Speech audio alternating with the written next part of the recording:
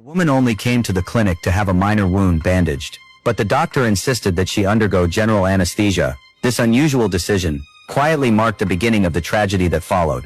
When she finally woke up again, she felt as though she had been assaulted while she was unconscious. But no matter how hard she searched her memory, all she could recall were scattered, fragmented images. The doctor told her it was simply a side effect of the anesthesia.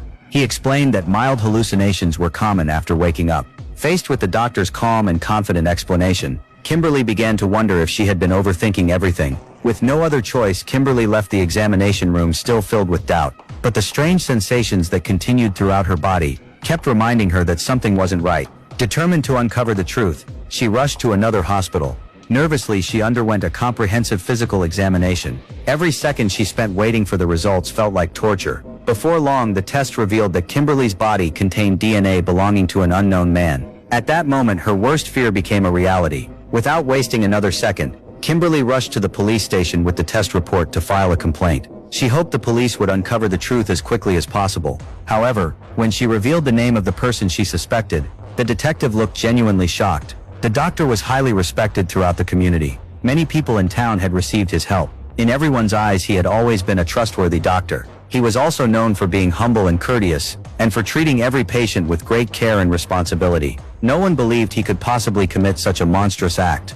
The officers asked Kimberly to think back one more time. They believed her memories might have been distorted. Left with no other option, Kimberly did her best to recall everything that had happened that night. The night before, her ex-boyfriend had confronted her on the street. During the argument, her arm was accidentally cut. Because the wound wouldn't stop bleeding, she hurried to the clinic to have it treated. She only wanted the bleeding wound to be treated.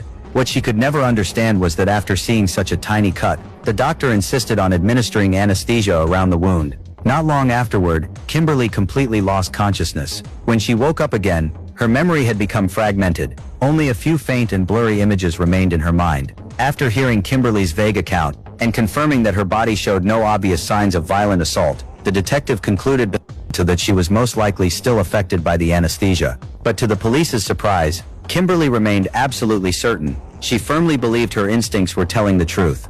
With no other choice, the detective sent officers to the hospital to collect evidence. They planned to collect the doctor's blood sample for a DNA comparison. If the DNA matched, the truth would reveal itself. When the doctor learned he had been accused, his face immediately filled with disbelief.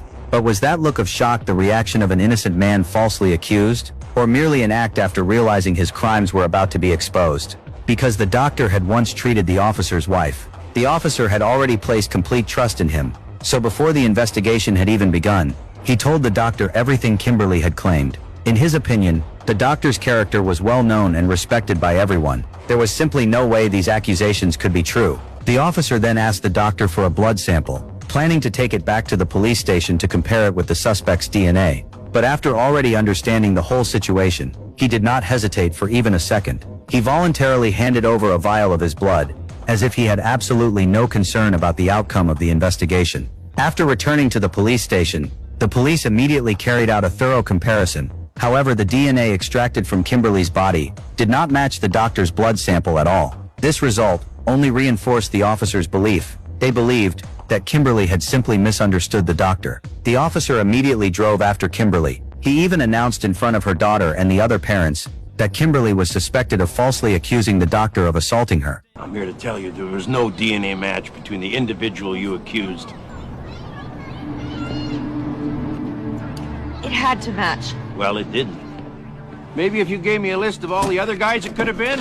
Those words destroyed Kimberly's reputation in an instant. The people around her immediately looked at her with suspicion and judgment. No one was willing to believe her explanation. Not only was justice never served, she instead became the laughingstock in everyone's eyes. Filled with anger and humiliation, Kimberly stormed into the police station, demanding an explanation from the detective in an emotional confrontation. She firmly believed the police had never seriously investigated the case. Otherwise, they could never have reached such a reckless conclusion. Did you see him take the blood sample? Officer Kresge did. And Officer Kresge is our point man on this one. And he's also friends with the doctor. After hearing Kimberly's unwavering accusations, the detective realized there might be more to the case.